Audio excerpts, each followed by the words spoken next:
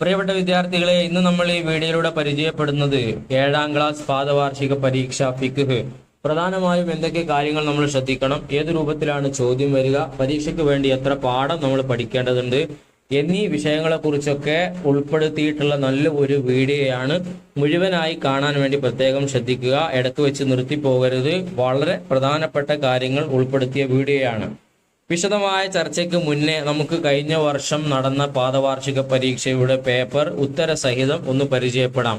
അതിനു മുന്നേ മദ്രസയുമായി ബന്ധപ്പെട്ട വിഷയങ്ങൾക്കും നബിദിനവുമായി ബന്ധപ്പെട്ട എല്ലാ കാര്യങ്ങൾക്കും ആദ്യം തന്നെ എല്ലാ വിഷയവും നിങ്ങൾക്ക് ലഭിക്കുന്നതിന് വേണ്ടി ചാനൽ സബ്സ്ക്രൈബ് ചെയ്തു എന്ന് ഉറപ്പുവരുത്തുക. ഇൻഷാ അള്ളാഹ് ചോദ്യത്തിലേക്ക് കടക്കാം. ഒന്നാമത് വന്നിട്ടുള്ളത് യോജിച്ചവ ചേർക്കാം എന്നുള്ള ചോദ്യമാണ്. നിങ്ങൾക്ക് കാണാം ബ്രാക്കറ്റിൽ 200 ദിർഹം, ജുമഅ, ജനാബത്ത്, 20 മിസ്കാല്, സക്കാത്ത്, കഠോരമായത്, ലഘുവായത്, മധ്യനിലയിലുള്ളത്, ഇങ്ങനെയാണ് ബ്രാക്കറ്റിലുള്ളത്. ഇനി ചോദ്യവുമായി ബന്ധപ്പെടുത്തി നിങ്ങൾ അതിനെ ശരിപ്പെടുത്തണം. ഒന്നാമത് ചോദിച്ചത് നോക്കൂ, മുഅല്ലദ്. മുഅല്ലദ് എന്ന് പറഞ്ഞാൽ കഠോരമായത്, ഏറ്റവും കടുപ്പം കൂടിയതെന്നർത്ഥം. രണ്ടാമത്തത് മുത്തവസ്സിത്ത്, ഏറ്റവും കടുപ്പം കൂടിയതുമല്ല കടുപ്പം കുറഞ്ഞതുമല്ല, മധ്യനിലയിലുള്ളത്. മൂന്നാമത്തത് മുഖഫഫ്, വളരെ ലഘുവായത്. നാലാമത് ചോദിച്ചു നോക്ക്, ഇസ്ലാമിന്റെ 3ാമത്തെ ഫർളാണ് സക്കാത്ത് നൽകുക എന്നുള്ളത്.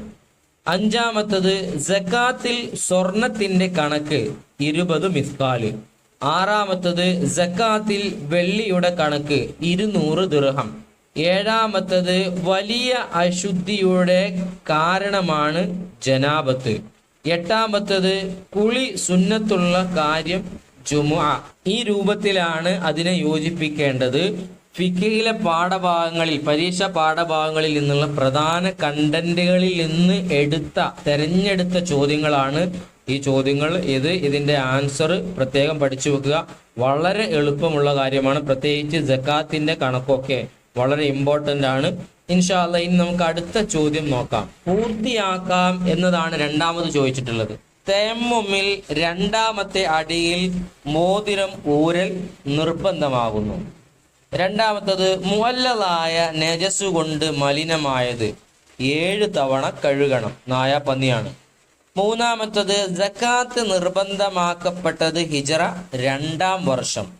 നാലാമത്തത് സക്കാത്തിൽ ഒട്ടകത്തിന്റെ ചുരുങ്ങിയ കണക്ക് 5. 5 മുതൽ 5 ഒട്ടകമുണ്ടെങ്കിൽ മാത്രമേ സക്കാത്ത് തുടങ്ങുള്ളൂ എന്ന് ചുരുക്കം. അഞ്ചാമത്തത് സക്കാത്തിൽ പശുവിന്റെ കുറഞ്ഞ കണക്ക് 30 പശു ഉണ്ടെങ്കിലേ സക്കാത്ത് തുടങ്ങുള്ളൂ. അപ്പൊ ഈ ഒരു രൂപത്തിലാണ് അതിനെ പൂർത്തിയാക്കേണ്ടത്. ഇതും വളരെ പ്രധാനപ്പെട്ട ചോദ്യങ്ങളാണ്, പ്രത്യേകം നമ്മൾ മനസ്സിലാക്കി വെക്കണം. മൂന്നാമത് ചോദിച്ചിട്ടുള്ളത് 2 വീതം എഴുതാം. 2 എഴുതിയാൽ മതി, 4 എഴുതി കൊടുത്തിട്ടുണ്ട്. നിങ്ങൾക്ക് എളുപ്പം ഏതാണോ അത് പഠിക്കുക. മുത്തവസ്സിത്തായ നജസുകൾ അഥവാ മിഡിൽ, മധ്യത്തിൽ വരുന്ന നജസുകൾ, ഒന്ന് രക്തം, ജലം, കാഷ്ടം, മൂത്രം, ഇതൊക്കെ മുത്തവസ്സിത്തായ, ഏറ്റവും കൂടിയതുമല്ല പറ്റെ കുറഞ്ഞതുമല്ല, മുത്തവസ്സിത്തായ നജസുകളാണ്. അടുത്തത് നോക്കാം. ഭക്ഷിക്കപ്പെടുന്ന ജീവികളിൽ നിന്ന് പിരിഞ്ഞതായ തോഹിറായ വസ്തുക്കൾ, ഒന്ന് രോമം, മറ്റൊന്ന് തൂവൽ. മൂന്നാമത് നോക്കൂ, സക്കാത്ത് വാജിബുള്ള സമ്പത്തുകൾ. ഏതിലൊക്കെയാണ് സക്കാത്ത് നിർബന്ധമുള്ളത്? സ്വർണം, വെള്ളി, ധാന്യം, കാരക്ക, മുന്തിരി, ആട്, മാട്, ഒട്ടകം എന്നീ വിഭവങ്ങളിലാണ് സക്കാത്ത് നിർബന്ധമായി വരുന്നത്.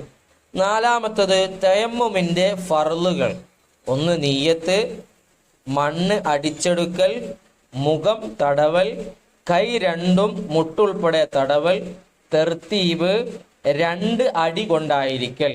ഇതാണ് തയമ്മുമിന്റെ ഫർളുകൾ. പ്രത്യേകം നോട്ട് ചെയ്യുക. ഈ പറയപ്പെട്ട ചോദ്യങ്ങൾ വളരെ പ്രധാനപ്പെട്ടതാണ്.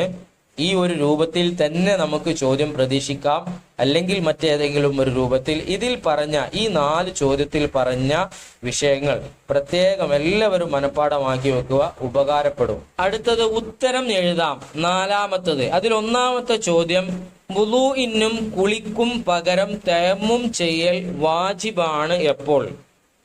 വെള്ളം ലഭിക്കാതിരിക്കുകയോ വെള്ളം ഉപയോഗിക്കാൻ കഴിയാതിരിക്കുകയോ ചെയ്താലാണ് വുളൂഇനും കുളിക്കും പകരം നമ്മൾ തയമ്മം ചെയ്യാം. വുളൂഇന് മാത്രമല്ല വലിയ അശുദ്ധിക്കും നമുക്ക് എന്ത് ചെയ്യാം? തയമ്മം ചെയ്യാം. രണ്ടാമത്തത് മുഖഫഫായ നജസാണ്. അത് ഏത്? 2 വയസ്സ് തികയാത്ത, പാലല്ലാതെ മറ്റൊന്നും ഭക്ഷിക്കാത്ത ആൺകുട്ടിയുടെ മൂത്രം, അത് ലഘുവായ നജസാണ്. 3-മത്തത് സകാത്ത് വാജിബില്ലാത്ത ആഭരണങ്ങൾ ഏത്? ഉപയോഗിക്കൽ അനുവദനീയമായത്, അതിൽ സകാത്ത് നിർബന്ധമില്ല. 4-മത്തത് കിണറിലെ കുറഞ്ഞ വെള്ളം മലിനമായാൽ എന്തു ചെയ്യണം? അതിലേക്ക് വെള്ളം ഒഴിച്ച് 2 കുല്ലത്താക്കണം. ഈ 4 ചോദ്യങ്ങളും വളരെ പ്രധാനപ്പെട്ടതാണ്. ഫിഖിന്റെ പരീക്ഷാ പാഠഭാഗങ്ങളിൽ നിന്നുള്ള പ്രധാനപ്പെട്ട മസ്അലകൾ ഉൾപ്പെട്ട ചോദ്യങ്ങളും ഉത്തരങ്ങളുമാണ് നമ്മളിപ്പോൾ ഈ വായിച്ചത്. എല്ലാവരും പ്രത്യേകമായും നോട്ട് ചെയ്യുക.